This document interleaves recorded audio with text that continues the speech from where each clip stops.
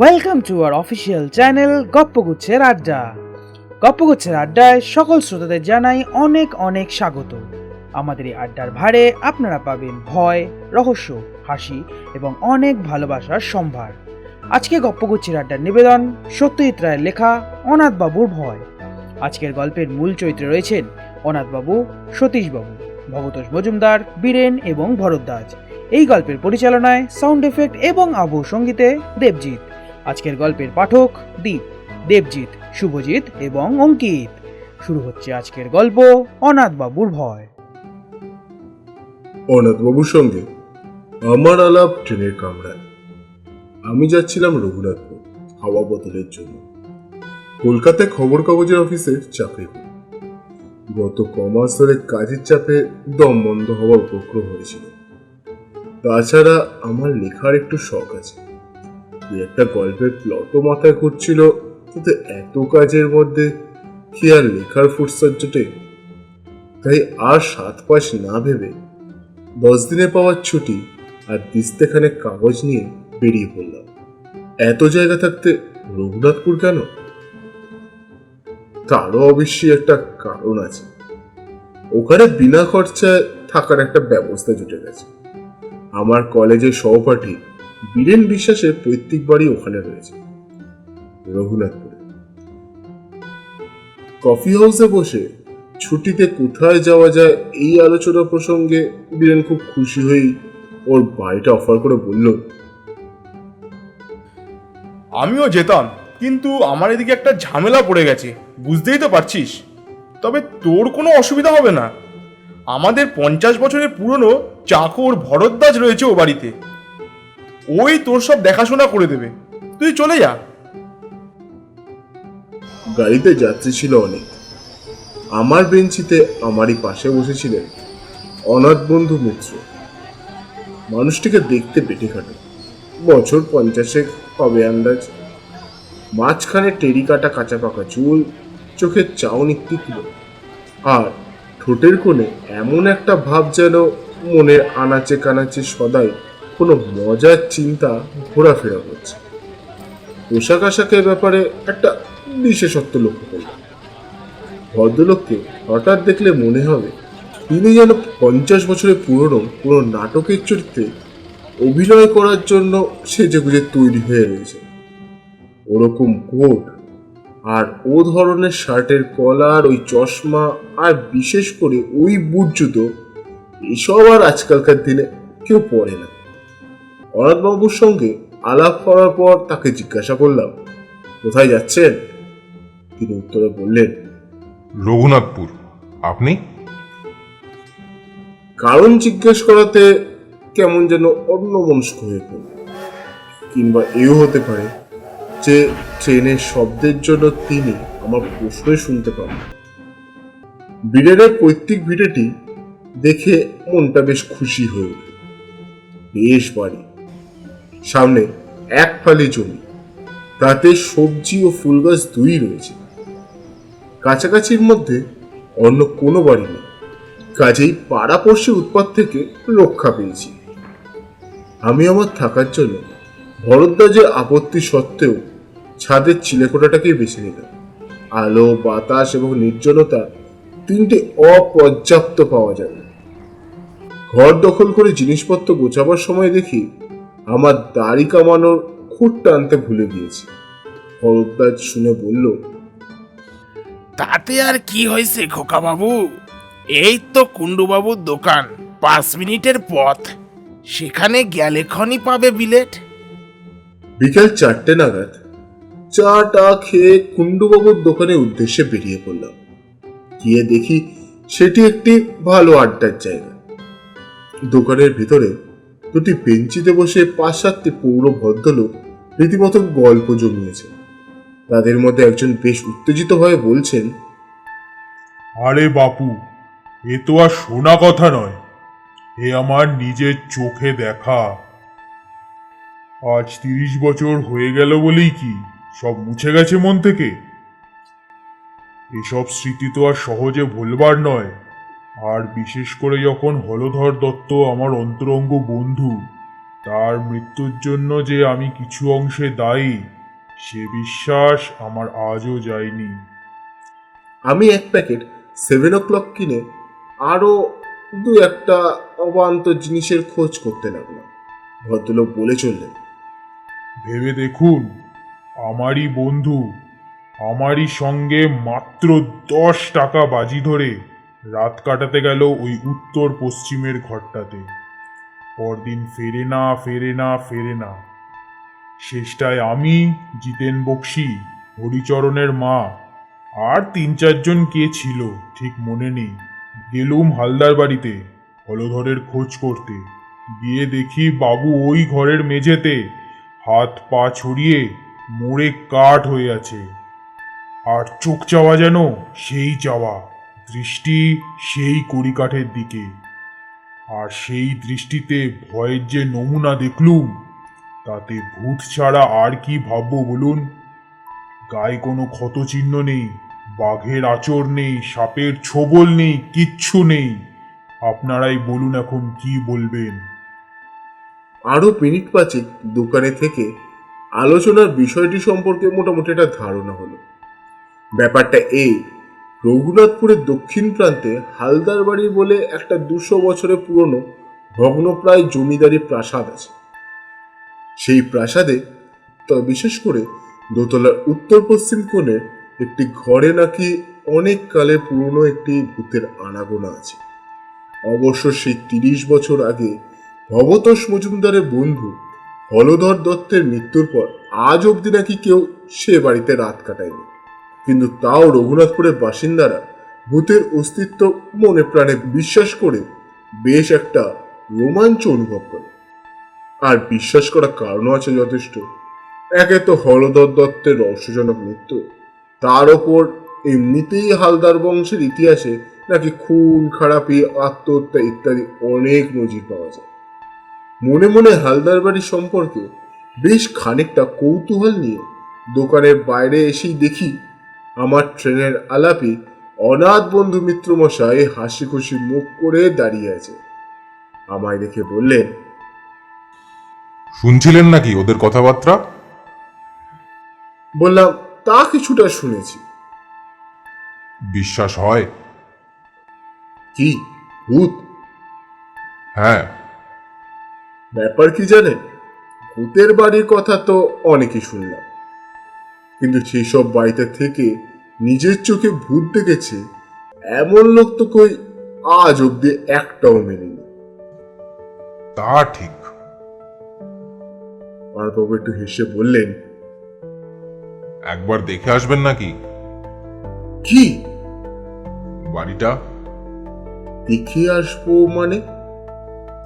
বাইরে থেকে আর কি, বেশি দূর তো নয়, বড় জোর মাইলখানেক।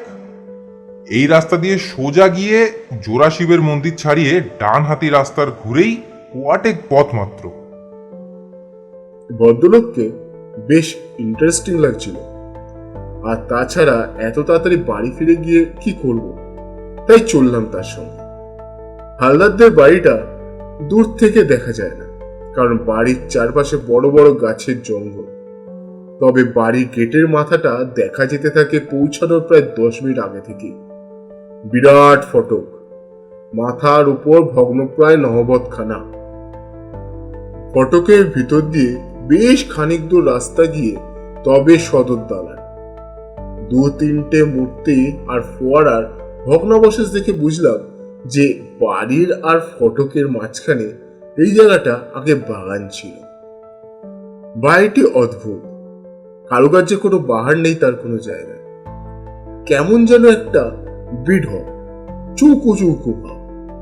বিকেলের পড়ন্ত রোদ এসে পড়েছে তার শ্যাওলাবৃত্ত দেওয়ালে। মিনিট খানেক চেয়ে থাকার পর অনাথবাবু বললেন, আমি যতদূর জানি রোদ থাকতে ভূত বেরোয় না।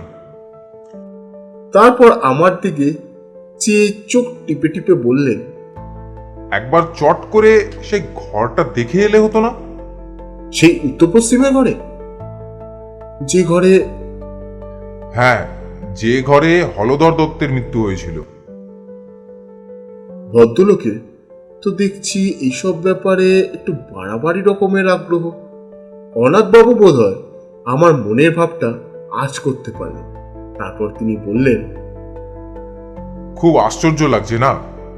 আসলে কি জানেন, আপনাকে বলতে দ্বিধা নেই, আমার রঘুনাথপুর আসার একমাত্র কারণই হলো ওই বাড়িটা। বটে? আগে হ্যাঁ, ওটা যে ভূতের বাড়ি, আমি কলকাতায় থাকতে সে খবরটা পেয়ে ওই ভূতটিকে দেখব বলেই এখানে এসেছি। আপনি সেদিন ট্রেনে আমার আসার কারণটা জানতে চাইলেন। আমি উত্তর না দিয়ে অভদ্রতা করলাম বটে, কিন্তু মনে মনে স্থির করেছিলাম যে উপযুক্ত সময় এলে, অর্থাৎ আপনি কিরকম লোক সেটা আরেকটু জেনে নিয়ে আসল কারণটা নিজে থেকেই বলবো। কিন্তু তাই বলে ভূতের পেছনে ধাওয়া করে একেবারে কলকাতা ছেড়ে? বলছি, এত ব্যস্ত হবেন না। আমার কাজটা সম্বন্ধেই তো এখনো বলা হয়নি আপনাকে। আসলে আমি ভূত সম্পর্কে একজন বিশেষজ্ঞ। আজ 25 বছর ধরে এই ব্যাপার নিয়ে বিস্তর রিসার্চ করেছি। শুধু ভূত কেন, ভূত, প্রেত, পিশাচ, ডাকিনী, যোগিনী, ভ্যাম্পায়ার, ওয়্যারউলফ ইত্যাদি যা কিছু আছে তার সম্বন্ধে বইয়ে যা লেখে তার প্রায় সবই পড়ে ফেলেছি। 7টা ভাষা শিখতে হয়েছে এইসব বই পড়ার জন্য। পরলোক তত্ত্ব নিয়ে লন্ডনের প্রফেসর নর্টনের সঙ্গে আজ 3 বছর ধরে চিঠি লেখালেখি করছি। আমার লেখা প্রবন্ধও বিলেতের সব নাম করা কাগজে বেরিয়েছে। আপনার কাছে বড়াই করে কি লাভ, তবে এইটুকু বলতে পারি যে এ দেশে এ ব্যাপারে আমার চেয়ে বেশি জ্ঞানী লোক বোধহয় আর নেই। ভদ্রলোকের কথা শুনে তিনি যে মিথ্যে বলছেন বা বাড়িয়ে বলছেন এটা আমার একবারও মনে হয়নি। বরং তার সম্বন্ধে খুব সহজেই একটা বিশ্বাস ও শ্রদ্ধার ভাব জেগে ওঠে। অনাথবাবু একটুক্ষণ চুপ করে থেকে বললেন, ভারতবর্ষের অন্তত 300 ভূতের বাড়িতে আমি রাত কাটিয়েছি। বলেন কি? হ্যাঁ, আর সেসব কিরকম জায়গায় জানেন? এই ধরুন জব্বলপুর, কার্শিয়াং, চেরাপুঞ্জি, কাঁথি, কাটোয়া, যোধপুর, আজিমগঞ্জ, হাজারিবাগ, সিউড়ি, বারাসাত, আর কত চাই। 56টা ডাক বাংলো আর কম করে 30টা নীলকুঠিতে আমি রাত্রি যাপন করেছি। এছাড়া কলকাতা এবং তার কাছাকাছির মধ্যে অন্তত 50খানা বাড়ি তো আছেই। কিন্তু অনাথবাবু হঠাৎ থেমে গেল। তারপর ধীরে ধীরে মাথা নেড়ে বললেন, ভূত আমায় ফাঁকি দিয়েছে। হয়তো ভূতকে যারা চায় না, ভূত তাদের কাছেই আসে। আমি বারবার হতাশ হয়েছি। মাদ্রাজে ত্রিচিনপল্লীতে 150 বছরের পুরনো একটা সাহেবদের পরিত্যক্ত ক্লাব বাড়িতে ভূত একবার কাছাকাছি এসেছিল। কিরকম জানেন? অন্ধকার ঘর, 1 ফোঁটা বাতাস নেই। যতবারই মোমবাতি ধরাবো বলে দেশলাই জ্বালাচ্ছি, ততবারই কে যেন ফু দিয়ে নিভিয়ে দিচ্ছে। শেষটায় 13টা কাঠি নষ্ট করার পর বাতি জ্বলল, এবং আলোর সঙ্গে সঙ্গেই ভূত বাবাজি সেই যে গেলেন, আর এলেন না। একবার কলকাতার ঝামাপুকুরের এক হানাবাড়িতেও একটা ইন্টারেস্টিং অভিজ্ঞতা হয়েছিল। আমার মাথায় তো এত চুল দেখছেন, অথচ এই বাড়ির একটা অন্ধকার ঘরে ভূতের অপেক্ষায় বসে থাকতে থাকতে মাঝরাত্রির নাগাদ হঠাৎ ব্রহ্মতালুর কাছটায় একটা মশার কামড় খেলাম। কি ব্যাপার? অন্ধকারে ভয়ে ভয়ে মাথায় হাত দিয়ে দেখি একটিও চুল নেই, একেবারে মসৃণ মাথাজোড়া টাক। এ কি আমারই মাথা, না অন্য কারোর মাথায় হাত দিয়ে নিজের মাথা বলে মনে করেছি? কিন্তু মশার কামড়টা তো আমিই খেলাম। টর্চটা জেলে আয়নায় দেখি টাকের কোথাও চিহ্ন মাত্র নেই। আমার যে চুল, সে চুলই রয়েছে আমার মাথায়। ব্যাস, এই দুটি ছাড়া আর কোনো ভূতের অভিজ্ঞতা এত চেষ্টা সত্ত্বেও আমার হয়নি। তাই ভূত দেখার আশা একরকম ছেড়েই দিয়েছিলাম। এমন সময় একটা পুরনো বাঁধানো প্রবাসীতে রঘুনাথপুরের এই বাড়িটার একটা উল্লেখ পেলাম, তাই ঠিক করলাম একটা শেষ চেষ্টা দিয়ে আসবো। অনাথবাবুর কথা শুনতে শুনতে কখন যে বাড়ির সদর দরজায় এসে পড়েছি সে খেয়াল ছিল না। ভদ্রলোক তার ট্যাগ ঘড়িটা দেখে বললেন, আজ 5:31 সূর্যাস্ত, এখন বাজে 5:15। চলুন রোদ থাকতে থাকতে একবার ঘরটা দেখে আসি। ভূতের নেশাটা বোধহয় সংক্রামক, কারণ আমি অনাথবাবুর প্রস্তাবে কোনো আপত্তি করলাম না, বরঞ্চ বাড়ির ভেতরটা আর বিশেষ করে দোতলার ওই ঘরটা দেখবার জন্য বেশ একটা আগ্রহী হচ্ছিল। সদর দরজা দিয়ে ঢুকে দেখি বিরাট উঠোন ও নাটমন্দির। 100-150 বছরে কত উৎসব, কত অনুষ্ঠান, কত পূজা পার্বণ, যাত্রা, কথকতা এইখানে হয়েছে, তার কোনো চিহ্ন আজ আর নেই। উঠোনের 3 দিকে বারান্দা। আমাদের ডাইনে বারান্দায় যে অংশ, তাতে একটি ভাঙা পালকি পড়ে আছে, আর পালকিটি ছাড়িয়ে 8-10 গিয়ে দোতলায় যাওয়ার সিঁড়িটা এমনই অন্ধকার যে উঠবার সময় অনাথবাবুকে তার কোটের পকেট থেকে একটি টর্চ বার করে জ্বালাতে হলো। প্রায় অদৃশ্য মাকড়সার জালের বহু ভেদ করে কোনো রকমে আমরা দোতলায় পৌঁছাই। মনে মনে বললাম, এ বাড়িতে ভূত থাকা অস্বাভাবিক নয়। দোতলার বারান্দায় দাঁড়িয়ে হিসাব করে দেখলাম, বাঁ দিক দিয়ে সোজা চলে গেলে ওই যে ঘরটি পড়ছে ওটাই হলো উত্তর পশ্চিমের ঘর। অনাথবাবু বললেন, সময় নষ্ট করে লাভ নেই, চলুন এগোই। এখানে বলে রাখি, বারান্দায় কেবল একটি জিনিস ছিল, সেটি একটি ঘড়ি, যাকে বলে গ্র্যান্ডফাদার ক্লক। কিন্তু তার অবস্থা খুবই শোচনীয়। কাঁচ নেই, বড় কাঁটাটিও উধাও, পেন্ডুলামটি ভেঙে কাঁচ হয়ে শুয়ে পড়ে আছে। উত্তর পশ্চিমের ঘরে দরজাটি ভেজানো ছিল। অনাথবাবু যখন তার ডান হাতে তর্জনী দিয়ে সন্তর্পণে ঠেলে দরজাটি খুলছিলেন, তখন বিনা কারণে আমার গাটা যেন ছমছম করছিল। কিন্তু ঘরের ভিতর ঢুকে অস্বাভাবিক কিছু লক্ষ্য করলাম। দেখি মনে হয় এককালে বৈঠকখানা ছিল এটা। ঘরের মাঝখানে একটা বিরাট টেবিল, তার কেবল পায়া 4খানেই রয়েছে, উপরের তক্তাটা আর নেই। টেবিলের পাশে জানলার দিকে একটি আরাম কেদারা ছিল। অবশ্যই এখন আর সেটি আরামদায়ক হবে কিনা সন্দেহ আছে, কারণ তার একটি হাতল ও বসবার জায়গায় বেতের খানিকটা অংশ লোক দিয়েছে। উপরের দিকে চেয়ে দেখি ছাদ থেকে ঝুলছে টানা পাকার ভগ্নাংশ, তার দড়িতে কাঠের ডান্ডাটা ভাঙা এবং ঝালরের অর্ধেকটা ঘেরা। এছাড়া ঘরে আছে একটি খাঁজ কাটা বন্দুক রাখার জায়গা, একটি নলবিহীন গড়গড়া, আর 2খানা সাধারণ হাতল ভাঙা চেয়ার।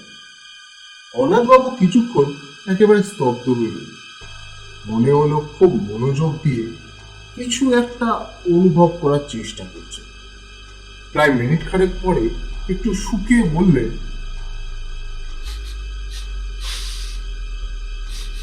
একটা গন্ধ পাচ্ছেন? কি গন্ধ?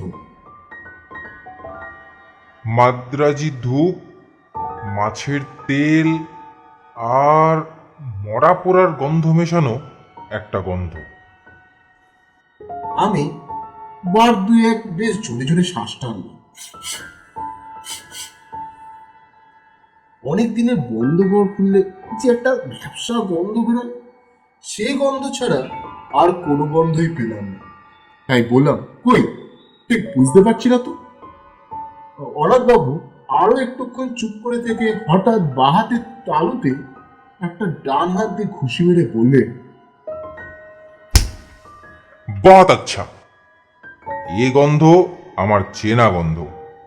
এ বাড়িতে ভূত অবশ্যম্ভাবী, তবে বাবাজি দেখা দেবেন কি না দেবেন সেটা কাল রাত্রের আগে বোঝা যাবে না।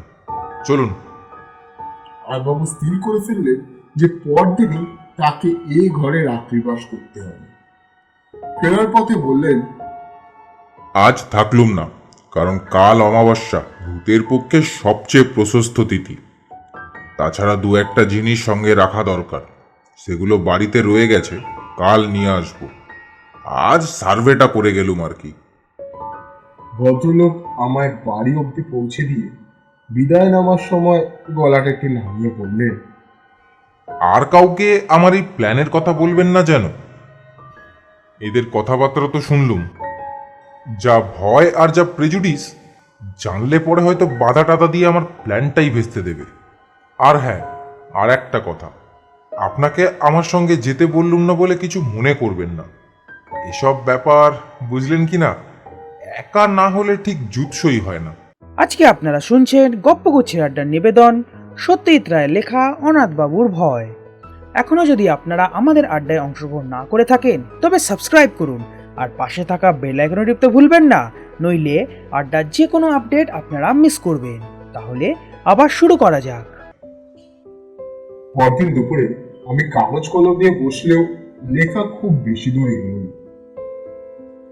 মন পড়ে রয়েছে হালদার বাড়ির ওই উত্তর পশ্চিমে ঘরটার উপর, আর রাত্রে অনাথবাবুর কি অভিজ্ঞতা হবে সেই নিয়ে একটা অশান্তি আর উদ্বেগ রয়েছে মনের মধ্যে। বিকেলে অনাথবাবুকে হালদার বাড়ি ফটক অব্দি পৌঁছে দিল। ভদ্রলোকের গায়ে আজ একটা কালো গলাবন্ধ কোট, কাঁধে জলের ফ্লাক্স, আর হাতে সে কালকে 3 সেলের টর্চ।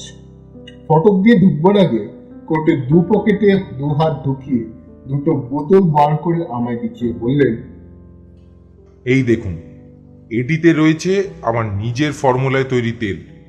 শরীরের অনাবৃত অংশে মেখে নিলে আর মশা কামড়াবে না। আর এই দ্বিতীয়টিতে হলো কার্বলিক অ্যাসিড। ঘরের আশেপাশে ছড়িয়ে দিলে সাপের উৎপাত থেকে নিশ্চিন্ত। এই বলে বোতল দুটো পকেটে করে টর্চটা মাথায় ঠেকিয়ে আমায় একটা সিনাম থেকে ভদ্রলোক বুট জুতো খটখটিয়ে হালদার বাড়ির ভেতর ঢুকে গেল। রাত্রে ভালো ঘুম হলো।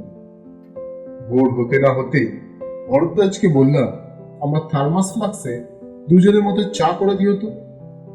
এই নিন খোকাবাবু, আপনার চা। চা আসার পর ফ্লাক্সটি নিয়ে আবার হালদার বাড়ির উদ্দেশ্যে রওনা দিলাম। হালদার বাড়ি ফটকের কাছে পৌঁছে দেখি চারিদিকে কোনো সারা শব্দ নেই। অরাবাবুর নাম ধরে ডাকবো না সটাল দোতলায় যাব, এই কথাটা ভাবতে ভাবতে হঠাৎ শুনতে পেলাম কানে একটা ডাক। ও মশাই, এই যে এদিকে এদিকে। হ্যাঁ হ্যাঁ, এইদিকে। এবার দেখতে পেলাম অনাথবাবুকে প্রাসাদের পূর্ব দিকে জঙ্গলের ভিতর থেকে বেরিয়ে আমার দিকে হেঁটে আসছে। তাকে দেখে মোটেই মনে হয় না যে রাত্রে তার কোনো ভয়াবহ বা অস্বাভাবিক অভিজ্ঞতা হয়েছে। আমার কাছে এসে হাসতে হাসতে হাতে একটা নিমের ডাল দেখিয়ে বললেন, আর বলবেন না মশাই, আধ ঘন্টা বনে বাজারে ঘুরেছি এই নিম ডালের খোঁজে। আমার আবার দাঁতনের অভ্যেস কিনা। ফস করে রাতের কথাটা জিজ্ঞাসা করতে কেমন একটা বাধা হচ্ছে। বললাম, চা এনেছি, এখানেই খাবেন না বাড়ি যাবেন? চলুন না, ওই ফোয়ারার পাশটায় বসে একটু খাওয়া যাক। গরম চায়ে চুমুক দিয়ে একটা তৃপ্তি সূচক শব্দ করে আমার দিকে ফিরে মুচকে এসে অনুভব বললেন, খুব কৌতূহল হচ্ছে না? আমি আমতা আমতা করে বললাম, হ্যাঁ মানে তা একটু। বেশ, বলছি শুনুন। তবে গোড়াতেই বলে রাখি, এক্সপিডিশন হাইলি সাকসেসফুল। আমার এখানে আসা সার্থক হয়েছে। অনাথবাবু এক মগ চা শেষ করে দ্বিতীয় মগ ঢেলে তার কথা শুরু করলেন। আপনি যখন আমায় পৌঁছে দিয়ে গেলেন তখন 5টা। আমি বাড়ির ভিতরে ঢোকার আগে এই আশপাশটা একটু সার্ভে করে নিলাম। অনেক সময় ভূতের চেয়ে জ্যান্ত মানুষ বা জানোয়ারের থেকে উপদ্রবের আশঙ্কা বেশি থাকে। যাই হোক, দেখলাম কাছাকাছির মধ্যে সন্দেহজনক কিছু নেই। বাড়িতে ঢুকে একতলার ঘরগুলোর মধ্যে যেগুলো খোলা হয়েছে সেগুলোও একবার দেখে নিলাম। জিনিসপত্র তো আর একদিন বিশেষ পড়ে থাকার কথা নয়। একটা ঘরে কিছু আবর্জনা আর একটার কুড়ি কাঠে গুটি চারেক ঝুলন্ত বাদুর ছাড়া আর কিছুই চোখে পড়ল না। বাদুরগুলো আমায় দেখেও নড়ল না। আমিও তাদের বেশি ডিস্টার্ব করলাম। 6:30 নাগাদ দোতলার ওই আসল ঘরটিতে ঢুকে রাত কাটানোর আয়োজন শুরু করলাম। একটা ঝাড়ন এনেছিলাম, তাই দিয়ে প্রথমে আরাম কেদারাটিকে ঝেড়ে পুছে সাফ করলাম। কতদিনের ধুলো জমেছিল তা কে জানে। ঘরের মধ্যে একটা গুমোট ভাব ছিল, তাই জানালাটা খুলে দিলাম। ভূত বাবাজি যদি সশরীরে আসতে চান, তাই বারান্দার দরজাটাও খোলা রাখলাম। তারপর টর্চ ও ফ্লাক্সটা মেঝেতে রেখে ওই বেদ ঘেরা আরাম কেদারাটাতেই শুয়ে পড়লাম। অস্বস্তি হচ্ছিল বেশ, কিন্তু এর চেয়েও অনেক বেয়ারা অবস্থায় বহুবার রাত কাটিয়েছি, তাই কিছু মাইন্ড করলাম না। আশ্বিন মাস, 5:30টায় সূর্য ডুবেছে। দেখতে দেখতে অন্ধকারটা বেশ জমাট বেঁধে উঠল, আর সেই সঙ্গে সেই গন্ধটাও ক্রমশ স্পষ্ট হয়ে উঠল। আমি এমনিতে খুব ঠান্ডা মেজাজের মানুষ, সহজে বড় একটা এক্সাইটেড হই না, কিন্তু কাল যেন ভিতরে ভিতরে বেশ একটা উত্তেজনা অনুভব করছিলাম। সময়টা ঠিক বলতে পারি না, তবে আন্দাজ মনে হয় 9টা কি 9:30 নাগাদ জানলা দিয়ে একটা জোনাকি ঘরে ঢুকেছিল। সেটা মিনিট খানেক ঘোরাঘুরি করে আবার জানালা দিয়েই বেরিয়ে গেল। তারপর কখন যে শেয়াল ঝিঝির ডাক থেমে গেছে আর কখন যে আমি ঘুমিয়ে পড়েছি সে খেয়াল নেই। ঘুমটা ভাঙলো একটা শব্দে, ঘড়ির শব্দ। ঢং ঢং করে 12টা বাজলো। আওয়াজটা মিঠে কিন্তু বেশ জোরালো, জাত ঘড়ির আওয়াজ, আর সেটা আসছে বাইরের বারান্দা থেকে। কয়েক মুহূর্তের মধ্যেই ঘুমটা ছুটে গিয়ে সম্পূর্ণ সজাগ হয়ে আরো দুটো জিনিস লক্ষ্য করলাম। এক, আমি আরাম কেদারায় সত্যিই খুব আরামে শুয়ে আছি। ছেঁড়াটা তো নেই, বরং উল্টে আমার পিঠের তলায় কে যেন একটা বালিশ গুজে দিয়ে গেছে। আর 2, আমার মাথার উপর একটা চমৎকার ঝালর সমেত আস্ত নতুন টানা পাখা, আর তা থেকে একটি নতুন দড়ি দেওয়ালের ফুটো দিয়ে বারান্দায় চলে গেছে, এবং কে জানি সেই দড়িতে টান দিয়ে পাখাটি দুলিয়ে আমায় চমৎকার বাতাস করছে। আমি অবাক হয়ে এসব দেখছি আর উপভোগ করছি। এমন সময় খেয়াল হলো অমাবস্যার রাত্রিরে কি করে জানি ঘরটা চাঁদের আলোয় উদ্ভাসিত হয়ে উঠল। তারপর নাকে এলো এক চমৎকার গন্ধ। পাশ ফিরে দেখি কে জানি একটা আলো বোলা রেখে গেছে, আর তার থেকে ভুর ভুর করে গন্ধ বেরোচ্ছে, একেবারে সেরা অম্বুরি তামাকের গন্ধ। অনাথবাবু একটু থামলেন, তারপর আবার দিকে ফিরে হেসে বললেন, বেশ মনোরম পরিবেশ নয় কি? আমি বললাম, শুনে তো ভালোই লাগছে। আপনার রাতটা তাহলে মোটামুটি আরামেই কেটেছে। আমার প্রশ্ন শুনে অনাথবাবু হঠাৎ গম্ভীর হয়ে উঠলেন। খানিকক্ষণ অপেক্ষার পর আমি ধৈর্য না রাখতে পেরে বললাম, তাহলে কি সত্যি আপনার কোনো ভয়ের কারণ ঘটেনি? ভূত কি আপনি দেখেননি? অনাথবাবু আবার আমার দিকে চাইলেন। এবার কিন্তু আর ঠোঁটের করে সে হাসিটা নেই। ধরা গলায় ভদ্রলোকের প্রশ্ন এলো, পরশু যখন আপনি ঘরটায় গেলেন তখন পরিকাঠের দিকটা ভালো করে লক্ষ্য করেছিলেন কি? আমি বললাম, তেমন ভালো করে দেখলে বললাম, কেন বলুন তো? অনাথবাবু বললেন, ওখানে একটা বিশেষ ব্যাপার রয়েছে, সেটা না দেখলে বাকি ঘটনাটা বোঝাতে পারবো না। চলুন। অন্ধকার সিঁড়ি দিয়ে উঠতে উঠতে অনাথবাবু কেবল একটি কথা বললেন, আমার আর ভূতের পিছনে ধাওয়া করা হবে না সীতেশবাবু, কোনো দিনও না। সে শখ আমার মিটে গেছে। বারান্দা দিয়ে যাওয়ার পথে ঘড়িটার দিকে চেয়ে দেখলাম সেরকমই ভাঙা অবস্থায় সেটা পড়ে আছে। ঘরের দরজার সামনে পৌঁছে অনাথবাবু বললেন, চলুন। দরজাটা ভেজানো ছিল। আমি হাত দিয়ে ঠেলে ঘরের মধ্যে ঢুকলাম। তারপর দু পা এগিয়ে মেঝের দিকে চোখ করতেই আমার সমস্ত শরীরে একটা বিস্ময় আর আতঙ্ক শিহরণ ফেলে গেল। বুক জুতো পরা ও কে পড়ে আছে মেঝেতে? আর বারান্দার দিক থেকে কার রক্ত আসে হালদার বাড়ে কানাচে কানাচে প্রতিধ্বনিত হয়ে আমার রক্ত জল করে আমার জ্ঞানবন্দির চিন্তা সব লোক পাইয়ে দিচ্ছে।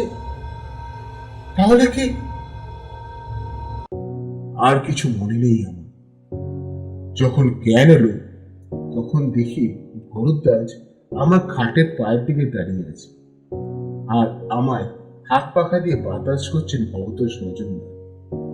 আমার চোখ খুলতে দেখে ভবতোষবাবু বললেন, ভাগ্যে সিধুচরণ আপনাকে দেখেছিল ও বাড়িতে ঢুকতে, নইলে যে কি দশা হতো আপনার জানি না। ওখানে গেছিলেন কোন আক্কেলে? আমি বললাম, অনাথবাবু যে রাত্রে। ভবতোষবাবু বাধা দিয়ে বললেন, আর অনাথবাবু, কাল যে অতগুলো কথা বললুম সে বোধহয় কিছুই বিশ্বাস করেননি ভদ্রলোক। ভাগ্যে আপনিও তার সঙ্গে সঙ্গে রাত কাটাতে যাননি ওই বাড়িতে। দেখলেন তো ওর কি অবস্থা হলো।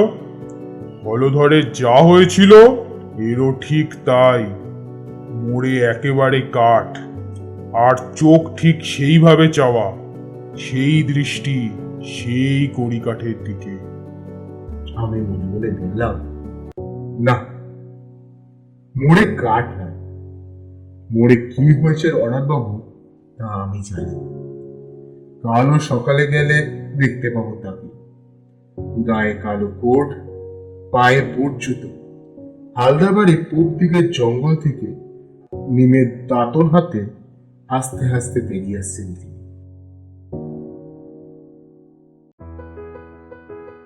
এতক্ষণ শুনছিলেন সত্যজিৎ রায়ের লেখা অনাথবাবুর ভয়। গল্প পাঠে দেবজিৎ, অনাথবাবুর ভূমিকায় দীপ, বীরেন ও ভরদ্বাজের ভূমিকায় অঙ্কিত এবং ভবতোষ মজুমদারের ভূমিকায় শুভজিৎ। যদি আপনাদের গল্পটি ভালো লেগে থাকে বা কোনো পরামর্শ দিতে চান তাহলে অবশ্যইভাবে কমেন্ট করে আমাদের জানাবেন, আর সাবস্ক্রাইব করে পাশে থাকা বেল আইকন টিপতে ভুলবেন না। তাহলে আজ এই পর্যন্তই। নতুন গল্প নিয়ে গপ্পগুচ্ছের আড্ডা আবার হাজির হবে আগামী সপ্তাহের রবিবার ঠিক সন্ধ্যে 6:30টায়। Till then, goodbye. Happy listening.